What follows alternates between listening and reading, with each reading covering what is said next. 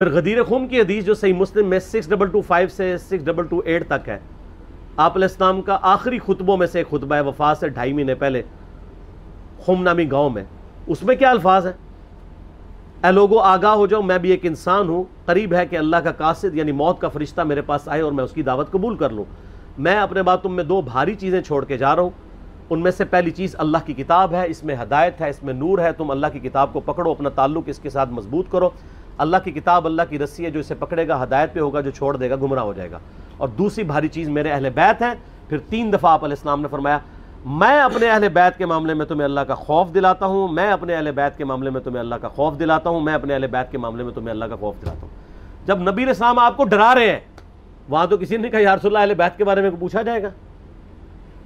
پھر المستدرک حاکم میں صحیح سند کے ساتھ حدیث ہے انٹرنیشنل نمبر کے مطابق 4712 کہ نبی علیہ السلام نے فرمایا اگر کوئی شخص پوری زندگی حجر اسود اور مقام ابراہیم کے درمیان نمازیں پڑھتا رہے اور روزے رکھتا رہے اور قیامت والے دن اللہ سے اس حال میں ملاقات کرے کہ ہم اہل بیت کا بغض اس کے دل میں ہوا، تو اللہ اسے ضرور دوزخ میں داخل کرے گا.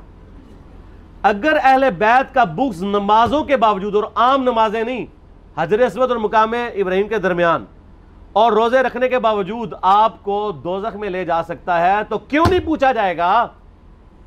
ایک کہانیاں بند کرو.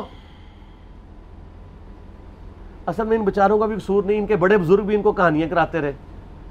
انہوں نے وہی کہانیاں سن کے تو آگے بیان کی. ان کو کیا پتا تھا کہ آگے تو مسئلہ کھڑا ہو جائے گا. آگے تو ہر جگہ ہی آواز آ رہی ہے کہ نہ میں وہابی، نہ میں بابی، میں ہوں مسلم علمی کتابی. ان کے تو گاٹے فٹ ہوگی یہ چیز. تو یہ اتنی ساری آیات اور احادیث اس بات کا ثبوت ہے کہ یہ سچائی ہے. اور یہ سکوت کا صرف آپ کو کہتے ہیں، جو بکواسات کر رہے ہوتے ہیں ان کو نہیں کہتے. مودودی صاحب کے پیچھے پنجے جھاڑ کے پیچھے پڑ گئے، جی مودودی صاحب نے خلافت و ملوکیت لکھ کے مصیبت کھڑی کی. اور بھائی جو آپ کے روحانی ابا جی محمود احمد عباسی صاحب منکرین حدیث میں سے تھے، جنہوں نے خلافت معاویہ اور یزید کتاب لکھ کے سیدنا علی کی گستاخیاں کی، حسین ابن علی کی گستاخیاں کی علیہم السلام، اس کے جواب میں خلافت و ملوکیت آئی ہے. کہتے نہیں ایویں لکھ دی، ایویں نہیں لکھی، جواب میں لکھی ہے. اور پھر سعودیہ کی فنڈنگ کے بعد یہاں پہ لوگوں نے جب حسین ابن علی کو نیچے کرنا شروع کیا اور یزید کو اوپر اور یزیدی پارٹی کو اوپر کرنا شروع کیا، تو پھر 5B آ گیا.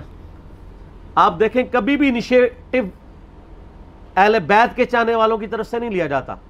یہ تو ہم جواب والی سائڈ پہ بیٹھے ہوتے ہیں، ہمیشہ یہ پنگا لیتے ہیں، ہم جواب دیتے ہیں. جب جواب دیتے ہیں ان کی ہوتی ہے ٹھکائی، پھر یہ کہتے ہیں سکوت اختیار کر لیں. سمجھ آ گئی آپ کو پوری گیم؟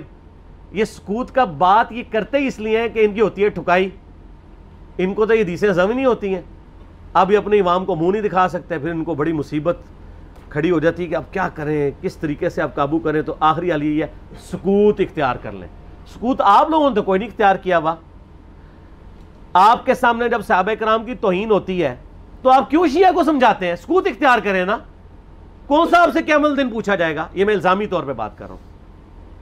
اور آپ کے بڑے بزرگ سیدنا علی اور حسین ابن علی کی گستاخیاں کریں، ان سے اپنے بغض کا اظہار کریں. جب ہم ان کو سمجھائیں تو ہمیں کہتے ہیں آپ سکوت اختیار کریں. تو سر یہ 2 نمبر پالیسی چھوڑ دیں. میں نے پہلے بھی ان کو کہا ہے کہ لوگ گھاس کھانا چھوڑ چکے ہیں. پہلے لوگوں کو آپ نے بے زبان بھیڑے بنایا ہوا تھا، اب لوگوں کے ہاتھ میں قرآن و حدیث آ گیا. اور اس ریسرچ پیپر کے بعد تو یقین کریں ان کے پلے کوئی شے نہیں رہی ہے. یہ ریسرچ پیپر آپ ضرور منگوا کے پڑھیں. ایکسٹرا آرڈنری ریسرچ پیپر ہے. انشاءاللہ آپ کو معاملات کلیئر ہو جائیں گے انشاءاللہ تعالی. ٹھیک ہو گیا؟